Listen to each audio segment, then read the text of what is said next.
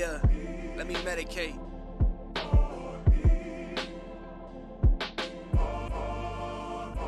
I need something to get me in the right place of mind. No snakes hanging around any place of mine. I'm trying to build an empire, we in two different states of mind. I'm trying to escape the confines of my city limits, but shit get risky as making one of these shorties and misses. Gotta keep a low profile nowadays, I'm staying out the way, you single niggas. Wildin' with these low rates of retention, jumping at the first chance you get cause she showed you some attention. I love this life out the spotlight. Welcome to the third episode of Lab Rats and Loaded Minds, man. I'm Aubrey Ward Jr. And I'm Twan, where we talk about the sports we love, all facts and opinions, no takes, authentic as we can be. Yeah. And we got a real special guest today. What do you say, Twan? Love, SOSA. No, for real. This is very, it's dope because, like, you know, my first year working in the league, I got a chance to come across this dude, man, and like, from the moment I met him and to fast forward, you know, I was like 2 years out the league, and to me be back this year, we crossed paths at All-Star. Just always show love. It's always been reciprocated, and just to see how much he's grown, how much, you know, G League TV has grown. Definitely gotta give you your flowers, brother. Appreciate having you on, Aubrey. Well, you heard it there, man. We got Jeffery Kee, Jeffery SOSA on today, man. We'll get more into that, but this is a big one. I just gotta say that. Definitely. And I appreciate you guys having me on, man. You know, I've known Twan for, like I said, a few years now. And 21, 22? yeah, that was my first year in the league too. Yeah. First year in the G League as well. You know, so we kind of started together, you know, on this journey, and it's a journey that, you know, there's so many ups, you know, highs and lows, ups and downs, and everything like that. But it's been fun. It's been fun for sure. Well, to jump off, man, started G League TV. Yeah. Can you tell us what inspired you to do that? Like, what gave you the thought process to be like, all right, let me do this, and let's see where it goes from here? For sure, you know, ever since I was a kid, I love all levels of basketball. You know, like some people just love the NBA, but you know, I love NBA, college, high school, overseas. And when I was in high school, I actually worked for the local minor league team in my area. Now these guys it was part of the ABA. You guys are ABA, you know, these guys are like barely getting paid. A lot of them are former like D2 guys. For the love of the game. For the love of the game, you know what I'm saying? Just to earn an opportunity. And you know, and we had a guy named Harvey Thomas that actually played in the D League back when it was the G League back when it was the D League. You know what I mean? And so I kind of got my interest from there, and then following lower levels of basketball. And you know, to tell you the truth, like, the local team in my area they were the Delaware 87ers. Now they're the Delaware Bluecoats. Mm-hmm. And I started going to their games, and if you show them a student ID back in the day, I don't know what it is now, but back in the day, you show them a student ID, the ticket's like $5. You know what I'm saying? And so I used to go to all the games. Nate Robinson was on the team, Baron Davis, Christian Wood, you know what I mean? So I kind of just fell in love with it. And, you know, out of Christian Wood. But Baron I Davis. all my created 2K players with his number. Ooh, okay. He's here, actually. I saw him the other day. Really? Yeah, I saw him the other day. And so, you know, I just started going to games. They were cheap. You get to meet the players. You know, G League, you kind of get access to all the players. They don't really care. The security's not as tight. Yeah. But it kind of just started a love for the G League. And I just became fanatical about it. You know what I mean? Just watching all the games, following all the players. And then I created my page just out of boredom. You know, I was like, oh, it was during the COVID time. It was like 2020, and there's nothing to do, you know? Yeah. I'm like, I kind of want to start a page and just give me something to do to preoccupy my time. Right. Yeah. And then, you know, start off pretty slow, just like as anything does. Yeah. And then, you know, over time, like, more players started following it. They started requesting, like, mixtapes and everything like that. And the big one was during the bubble because Jeremy Lin came to the G League. Right. Yeah, and then, right. yeah. I remember and that. Kevin Porter Jr. when he came down to the G League, and you know those guys, Jordan Poole, those guys kind of helped blow up the page a little bit. You know what I mean? And so I got to thank those three because those guys were going crazy in the G League bubble, and because of that, you know, more people started flocking to the page. Okay. Mm-hmm. What got you, like, I feel like everybody always has like an origin story of being introduced to something, especially like we talk about basketball. Like, definitely want to know who your favorite players growing up, and you know how you came to love the game. For sure, my favorite players were, of course, Kobe. He was number one. Rest in peace. You know, I had some weird ones too, like because I love Kobe and love the Lakers. I love Derek Fisher too. Okay. You know, I'll give you that. And then in a weird way, I used to be like, my game was kind of modeled after Derek Fisher. Just a smart point guard, would take open shots, make the right pass. Nothing flashy about my game whatsoever. Yeah. So I always loved Fisher, Gilbert Arenas, those types of guys. Because I'm from Maryland. And of course, like one of my goats, because I'm Chinese, was Yao Ming. Okay. So it had to be. Yao was a goat, baby. Yeah, he was a goat, man. He was like one of the first, like, from across the water, where it was like, oh no, like this is a specimen. Yeah. Right. Other than Zildjian Ilgauskas. Zildjian Ilgauskas, I had to get the name out. Other than him, I mean, you can go back to like Manu. You can go back to like the 80s. Manu Balls. But I'm talking about who's the guy that played for the Bullets? George Marathon? Yes, George Marathon, yeah. Those type of taller players. But like Yao Ming in the 2000s, you know, it wasn't social media, but pop culture and all of that. Like him coming over to play in the NBA was like, it was a big It was a phenomenon. It was a phenomenon for sure. Here's the thing. So, you know, it's funny. You're talking about your basketball game. I seen your little training you did, or with the draft. Oh Lord, okay, yeah. My name is Jeff, and with no training whatsoever, the G League allowed me to put my skills to the test in front of NBA decision makers from all over the world. I'm just a hooper, okay? I'm not worried about all these intangible measurements, okay? Can I put the ball in the hoop? Yes, all right? Can I beat anybody off the dribble? Yes, all right? I'm not worried about this little stuff. I got you at 5'6.5" again. 5'6.5". I'm rounding up, 5'7". They wanted me to take my shirt off for this, but at the risk of getting banned on Instagram, we can't do that. I'm skilled, not athleticism, you know? Big jump, hey! I had my phone in my pocket, that's why I wasn't getting as high. Why am I sweating like this? All I did was jump 3 times. Come on, Jeff, come on! I think I pulled something. A lot of people say they were born for this. I was not born for this.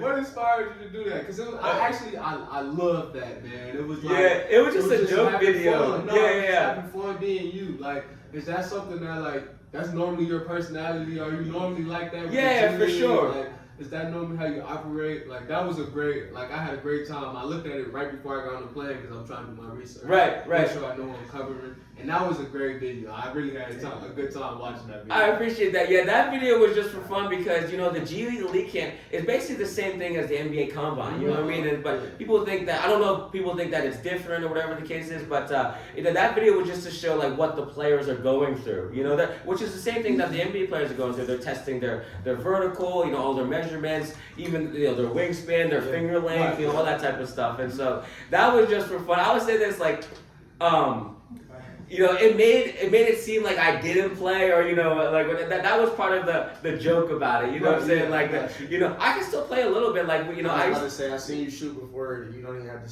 We know you can play. Yeah, I can play a little bit. I used to. We had a Vegas team here. I used to live in Vegas here, and we had with G League Ignite when G League Ignite was still around. The staffers at G League Ignite and we had this intramural team, you know, and then I was a starting point guard of the team, you know. We sucked though, but it was funny because like, you know, we only had like 5 or 6 players on the team, and you know, because of that I played like the whole game. But you know, like Fisher, you know, I would take good shots. My assist turnover ratio was pretty good, you know, so I still play a little bit. Yeah, okay. Got to, man. So Twan told me you have a podcast. Certified G's. Yes. Can you tell us a little bit about Certified G's for people that don't know what it is? For sure. You know, so the G League has a Tubi channel. Mm-hmm. So just a little background from my page. The G League found me from my page. Yeah. And then that's how they hired me, was basically through that. They were like, oh, whatever, you know, you're doing for your own thing, just do it, help us do it for us, you know? Mm-hmm. And then 2 years ago, the G League struck a deal with Tubi. Now, a lot of people don't know what Tubi is, but there's a lot of great options on there, like movie options that's free. And but it's, you know, it's basically like for the G League, we had no streaming before that, no streaming service. So they were like, oh, you know, that's a good opportunity for us to get the word out there about the G League. We have games that are streamed on there, and they gave me my own show. Which was pretty cool. So it's called Certified G's. Yeah, I appreciate that. And you know, So I have every week I have different G League players on the show, and then we just talk about their stories. And some of the guys have such crazy stories. Just insane journeys of them going from the D3 level to playing in the minor leagues to find their way in the G League, and some of them to the NBA. Some guys have played. Like Andre Ingram, I had him on my show. He was talking about how the legend, he was playing. He played 10 years in the G League before he got his first call up. He said his rookie year. That's something I did not know. 10 years. He actually went on Wheel of Fortune. 10 years in the G, and not like I feel like it's been a little bit of transition, like especially with the covering of the G, the way that like last year all the rookies that played in the G, like 10 years in the G, he was probably in the D League too. Yeah, that's a different 10 years. Sure. Yeah, that's what I'm saying. Absolutely. 2019. We're not talking about now. Yeah, we're talking back about then. back then. Absolutely. Well, he played 14 years total in the G League. Yeah, that's crazy. 14 years, and so he was telling me that when he first started out, the salary was like $12,500. And that's a grown man with a family. And so he would do substituting on the side, like tutoring on the side. Yeah. And he went on Wheel of Fortune. And on Wheel of Fortune, he won like $31,000. And that basically was, 1.5 times his G League salary. Yeah. You know what I'm saying? Then one night on Wheel of Fortune. Exactly.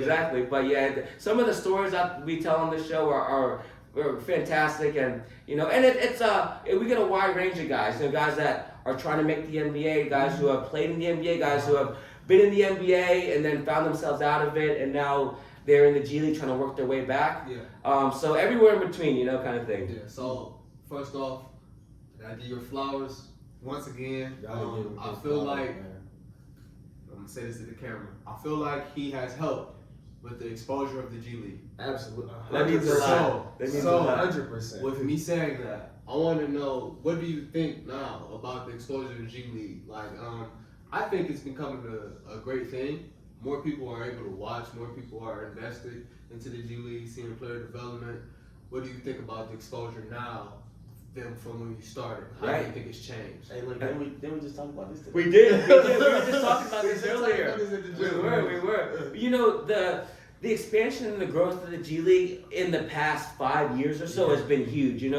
I remember back when I first started watching the G League and going to games, we would go to a game and it'd be on a weekday, and maybe like 100 people were there in some of the games. And the crazy part was like, that's Baron Davis playing. That guy was an all-star. Nate Robinson won 3 dunk contests, and we got 200 people in the stands watching him play in the G League. We got Bronny James, he's filling up seats. Yeah, and now like Bronny, he was huge for our league this year, huge, because every time he had a good game, but even a bad game, anytime he had a good game, bad game, it would get posted by somebody. You know what I mean? And especially when he had a good game. That's House of Highlights posting it. That's Bleacher Report posting it. Overtime posting it. We had never had more ESPN exposure than this year because of Bronny. And then also Mac McClung. We got to give him his credit too. I love Mac. I can say what year is this for him? He's been in G League for 4 years. And I feel like every year he's gotten better. He comes to work. He does his work. I know he was with the Blue Coats for a little bit. Right. Got a chance to interact with him a little bit after the year I was there, because I was still close to everybody. So just seeing the type of player he is, seeing the type of man of character he is, like he serious about his craft, and I feel like a guy like him in the G, the exposure helps. It just helps so much to have these guys that are committed to the game, because he could have easily probably went across the water and got millions. Right. I'm the biggest Mac McClung guy coming out. I feel like everybody, at some point in time, we've all come across his videos in high school just because how electric he was. Granted, it did look like he was playing against way lesser competition sometimes, but the in-game highlights that he could do are 2K. They're video game highlights. All those guys that are in the G, even I had a chance to interact with Ken Bazemore this year, those type of guys that are playing in the G. You got the fact that you can have a vet now in the G League. Yeah, that's everything. That's everything. A vet that's made maybe not Bazemore, but there's been vets in the G League that have made $100 million that are coming to the G League for another opportunity in the NBA. To me, that's crazy. Like, the credibility of the league has grown so much too, because Absolutely. we look at the league, like 10 years ago, guys were not getting called up the way they're getting called up now. You know, and that gives our league credibility where guys are not just getting called up, but they're producing at the highest level. You know, of course, not everybody is in the rotation, or not everyone's going to be a starter, but we have guys in the G League who are in the NBA now averaging 20 points per game, you know, making the all-defensive team. Guys who are first-round picks going to the G League, top 10 picks. Amen Thompson going to the G League, Reed Shepard going to the G League. Reed Shepard last year. Reed, What was this? It was a percentage that came out that said like the rookies last year playing in the G League. Like there was a lot of them, like on every team, because I think, again, speaking to just like the growth of not only the game, but like when we talk about the NBA specifically, like we just had a conversation about the GOAT conversation, but I definitely think about eras, because like, you know, there was less parity in the 80s and 90s. Like, we kind of knew who the favorites were, and 9 times out of 10 the favorites won. They also came back the next year and won, and we haven't seen a three-peat since Kobe and Shaq. No, So literally, even with we talk about the G League too, like there's so much more parity. Like the Swarm made their first playoff appearance, and they weren't the only one that did that this year. Like there are more G League teams that are now making playoff appearances because it's just there's players everywhere now. Like every night in the G League is, you better strap them up, Right? Because you might get ran out the gym. I'm talking about like 145 to like 90. Like it'll get like that real quick. No, I didn't know that. No, We literally insane. Bro, I'm telling you, like we literally had this conversation today. Like I think it's the fastest paced league in the world. If not,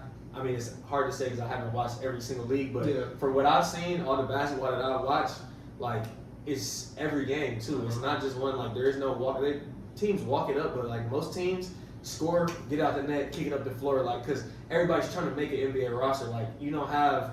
You know, a lot of G League guys are not going to go up top and just beat a guy, you know, on the ball. Right. Everybody has to learn how to play off the catch, so that's why I feel like that's why the scorers are how they are, because they're getting the ball ahead, they're trying to share. This is something that's communicating, like, you know, you're not going to do this up top, so you better learn how to play basketball in a team atmosphere. So, man, I love it. I love it. Yeah. So, I'm a guy, I'm a sports journalist, grad student. Okay. I do a lot of research. So, Tom been telling me guys we talk to. I was on your Instagram, and I know you do a lot of different things. I see you surfing, I see you do all types of different things. I see you pick up skills every year. What's your favorite skill you have picked up thus far? You know, when I first started in the G League, this was kind of a baptism by fire type of thing, where when I first started in the G League, I had never done anything on camera. Ever. That's actually crazy. Yeah, and You're so natural. Natural. I appreciate that, but I never did anything on camera. I never had any media training or nothing, or any will to do it, you know. And then, so we had a previous G League show, and I would help behind the scenes on the show. We had the two hosts, and one of the hosts just one day he couldn't make the show for whatever reason. I can't remember the reason why. And that day they were interviewing Isaiah Thomas. He had just signed in the G League, and they were interviewing Isaiah Thomas. I remember that. And was that 21-22? That's 21-22. Grand Rapids Gold. Grand Rapids Gold. Yeah. He had just signed like the day That was before. a big deal too. And then it was so funny. They said, "We need someone to replace him.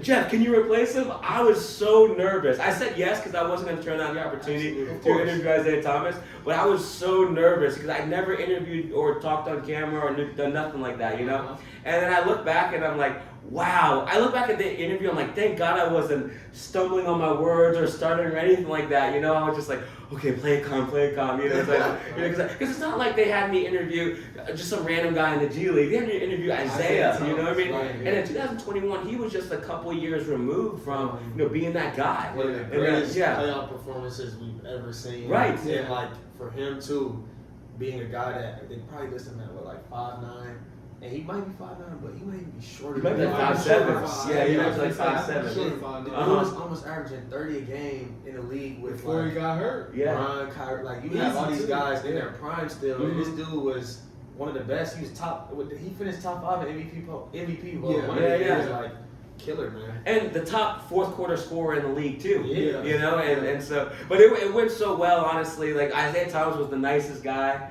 and he answered every question so well, and you know, that's how it started with them wanting me to do more stuff on camera and everything like that. And I'd watch YouTube videos about that. I used to talk so fast. Like, I don't know what it was. I don't know, I would just combine all my words together, and and then when I watched some of my earlier interviews, I'm like, whoa, I gotta slow down. And so I kind of built that up, and so that's probably the biggest skill, because that's transferable to basically any person you talk to in life, Yes. Uh-huh. Yes. I noticed, like I said, I've been on your Instagram. So, what got you into collecting cards? Collecting cards, that was just something like any kid loves to get their favorite sports players' autographs, Yeah. And the cards I collect now are not the expensive cards by any means. The cards I collect now are more like the G League players that I have interacted with, or that I really like in the league, and a lot of them are on like training camp deals or two-way deals, or they played they played some stints in the NBA, so they have an autographed card out there somewhere, and a lot of them are like $5. You know what I'm saying? Like, yeah. But I have hundreds of them, like hundreds of autographs of guys that have, come in and out of the G League. So those are the cards I collect now. Okay. Mm-hmm. Real quick, before your last one, Aubrey, name 3 random NBA G League guys. Of that cards I have? Just in general, like okay. random guys. Cause like I told you, like me and my boys will literally be on the game and we'll spend hours. We'll do it with all sports, cause like we all watch sports, but specifically basketball. Like we can probably go a little bit because all of us watch hoops, probably most of any sport. So like we'll sit on the game for hours just naming random dudes. So let's name three random NBA. They can be NBA G League guys. They can be G League guys. Okay. That people might know. Okay, I have 3 very random G League guys. Okay. The first one is Yuta Tabuse. You guys know who that is? No, I do not. I'm not even gonna lie to Yeah, y'all. I do not know. That name sounds familiar. I cannot lie to you. He's the first Japanese NBA player ever. Oh, wow. He's like 5'8", and he played for the Phoenix Suns for a couple of games. Mhm. But they called him the Japanese Michael Jordan, even though he's 5'8". That's what his nickname was. I think that's probably why I know. I'm a Twitter guy. Okay, gotcha. Yeah. X, I apologize. X. I'm an X guy, so I probably have seen that name. Yeah. And he played for the Albuquerque Thunderbirds, a team that most people don't know, So I don't know. Database, man. That was back during the D League era, you know what I mean? And so they didn't last very long. They were only around for maybe 3 years or so. And so, but he's honestly, I'm Chinese, he's Japanese, but Asians support Asians kind of thing, you know what I mean? And so I was a kid when he made the NBA, but in that the Asian circles. And then another random one is, you guys know Simbular? Yes, Simbular. He like 7. Isn't he like super tall? Yes. With the Kings. Yeah, with the Kings. Yeah. Yes. So I love people who are the first to do something, and he was the first Indian player ever in NBA history. He was he played for the Kings for like 2 games. It was very short, but he played for the Reno Bighorns and the Raptors 905 in the G League, and he was just a monster. You gotta Google him. Like he's like 7'6", right? Yeah, he's like 7'5", 7'6", So and he's not skinny either. But he's like a truck. He's like 350 Think pounds. tractor trailer as a 7'6" center. Oh no. That's crazy. Yeah. Okay, so he was a monster. Bro. Yeah, literally. He was supposed to do something else other than basketball. Yeah. That's how big he was. Yeah, for sure. And but you gotta Google pictures of him, because like Wimby, 7'5", but very slender. Right. Did you post him before? I posted him, yeah. Because like his media day picture is like, you just like, what? Yeah, his media day picture is insane. His media day picture is insane. And then I'm trying to think this is a good one. And there's a backstory behind this. You guys know Raphael Putney? No. Raphael Putney. He was considered like the G League KD at one point. This was like in 2015 or so. And he's 6'10", probably no more than like 210 pounds, right? At 6'10". So he's pretty slim. Yeah. And then he was like the Slim Reaper of the G League. And he was the G League's all-time leader in blocks at one point. He was like, you should see highlights of him. He was like, he never made the NBA, but in the G League, he had built up such a reputation of being like like KD, you know what I mean? And but the story behind that is that when I started making my page, I always used to post him. And then I met him in person, and he randomly, after our interaction, he goes, text me your address. He goes, I want to send you one of my jerseys. That's dope as hell. And then he had, like, the next day, he took a picture and sent it to me of, like, all of his jerseys. He said, pick whatever one you want. And I was like, oh, I'll choose your Erie Bayhawks, jersey. And he signed it for me. And I actually didn't think he was actually going to send it, because I was like, you got to mail it and everything like that. He mailed it, and it's hanging on my wall. You know what I mean? So, yeah. That's great. Uh-huh. And before we go, man, just a fun question. I told you this is going to be one of my favorite podcasts you do today. Who's your favorite Dragon Ball Z character and why? Oh, okay, hold on. Yeah, see? I'd say Piccolo. Piccolo. Yeah, and the reason why I say that is because my brother, he also loved Piccolo, and then my parents, because he always talked about him, used to call him Little Piccolo. Okay. And that was his nickname as a kid, so it's gotta be him, honestly. Yeah, it's gotta be him. That's a good one. I like Piccolo. Piccolo got Gohan. Yeah. I don't know why. It's really because of my brother. I don't know why he was so obsessed with him. But yeah, so that was his nickname as a kid. So it's got to be him. Okay, there's no wrong with that, man. But I want to thank you again. Oh, man. thank you guys. Thank you for coming on, man. We're here on the 3rd episode of Lab Rats and Loaded Minds. Hey, legend. Once again, gotta give him his flowers. Tap into G League TV. Really tap into the G League. It's a lot of good players in there. Yes. Some guys that have played in college, some guys that have tried out for the team, made the team, and are playing in the rotation. But yeah, definitely tap into the G League. Also certified G's if y'all got time too, man. I was looking forward to this one. Since I got here, when I seen him, I'm like, oh yeah, we gotta get him on here because he a database. No, that means a lot. I appreciate it, guys. For sure, man. Check him out, man. Thank you.